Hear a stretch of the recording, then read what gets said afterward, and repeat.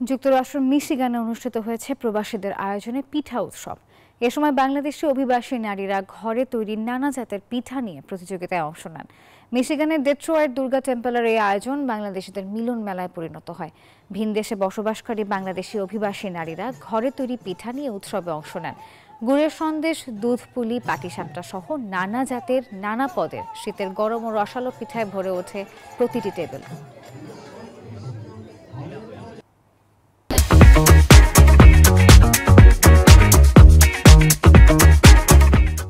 বাংলাদেশের বিভিন্ন অঞ্চলের পিঠা এখানে ওনারা বানিয়ে এনেছেন এবং অতি সুস্বাদু প্রত্যেকটি পিঠা, এবং অনেক পিঠাগুলো আমি অতীতে খাই নাই, আজকে এখানে খেয়েছি, খুব তৃপ্তি সহকারে খেয়েছি। সমস্ত বাঙালি কমিউনিটিকে দুর্গা টেম্পল আয়োজিত পিঠা উৎসবের পক্ষ থেকে আন্তরিক শুভেচ্ছা ও অভিনন্দন জানাই।